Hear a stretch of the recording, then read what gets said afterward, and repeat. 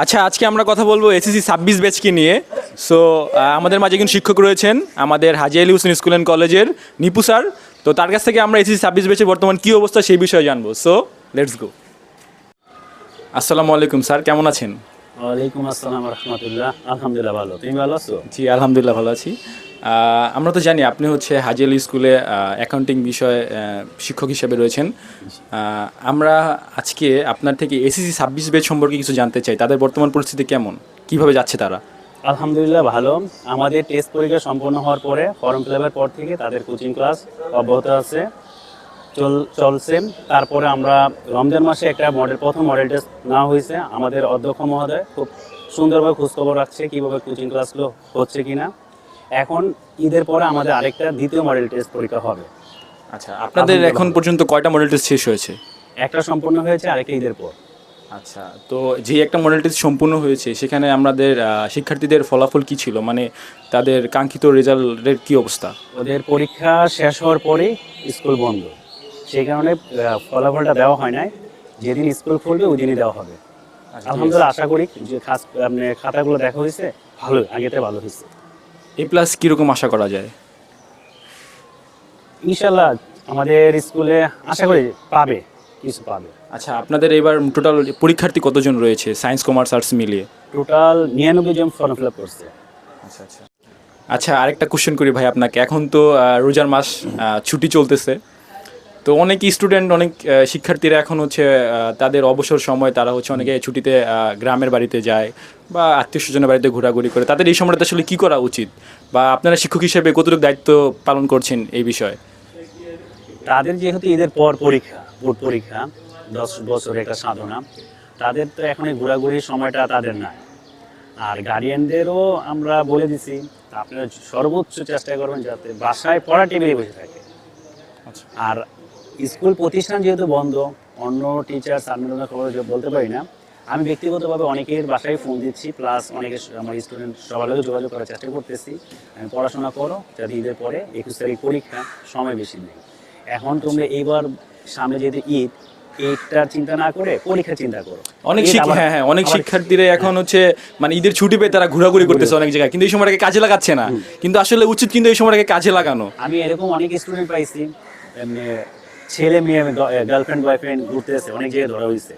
পরে বলতেছে আমার ফ্রেন্ড। আমি বললাম এই সময়ে তোমার ফ্রেন্ড হোক আর যেটা হোক, ঠিক আছে, মানুষের থাকতেই পারে, মানে থাকা মানে কি, এখন সেটা সামনে পরীক্ষা। এখন এটা তো এইভাবে ঘোরাঘুরি করলে তো পরীক্ষার রেজাল্টও ভালো হবে না। প্রতিষ্ঠানের দুর্নাম, তোমারও সমস্যা, তুমি 10টা বছর পড়াশোনা করছো। এই সেই কারণে গার্ডিয়ান প্লাস স্টুডেন্ট সবারই আমি বলি, আমি এই সামনে যেহেতু পরীক্ষা, আপনার সর্বোচ্চ চেষ্টা করেন যেভাবে পড়ার টেবিলে বসে অন্য কোনো কাজ দিবেন না তাদের।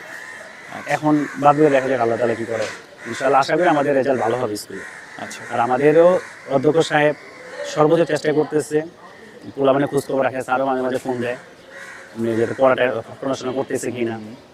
মানে সার্বক্ষণিক চেষ্টা করি, স্কুলের পক্ষ থেকে কোনো ত্রুটি রাখে নাই, সার্বক্ষণিক দায়িত্ব পালন করার জন্য যা যা করার তাই করতেছে। আচ্ছা, আপনি গার্ডিয়ানদের উদ্দেশ্যে কি বলতে চান?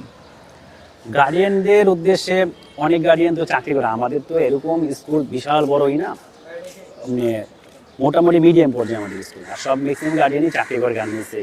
তো এই হিসেবে গার্ডিয়ান অনেক সময় গার্মেন্টস থাকলে স্টুডেন্ট তো বাসায় থাকে, সে কী করে অনেক সময় খোঁজখবর রাখা যায় না। সেও তার উচিত আর গার্ডিয়ানদের অন্যভাবে যেভাবে হোক টেক কেয়ারটা করা যায় কিনা, ওই পড়াশোনা বাসায় করে কিনা, ওদের সর্বোচ্চ নজর দেওয়া উচিত। কারণ এখন স্টুডেন্ট বাসায় বলতেছে আমি সারাদিন পড়ি, কিন্তু সে পড়ে না। তো এটা তো তার মায়ের তো গার্মেন্টস চাকরি করতেছে, সে বলতে পারতেছে না। কিন্তু আমাদের অনেক গার্ডিয়ানদের উচিত সে পড়ে কিনা ওইটার দিকেও নজর দিয়ে রাখা, তাহলে ইনশাল্লাহ ভালো রেজাল্ট করতে পারবে আশা করি। আপনার কাছে ভাই আমার লাস্ট একটা প্রশ্ন, সেটা হচ্ছে এই রোজার মাসটাতে শিক্ষার্থীদের আসলে কিভাবে পার করা উচিত? যেহেতু তাদের এপ্রিল 21 তারিখ এক্সাম, আর এখন রোজার মাস চলতেছে, তো তাদের এই সময়টা আসলে কিভাবে পড়াশোনা করা উচিত? যেহেতু সামনে 21 তারিখে পরীক্ষা আর রমজান মাস, আমাদের যেহেতু মুসলমান, আমাদের রোজাও রাখতে হবে, নামাজও পড়তে হবে।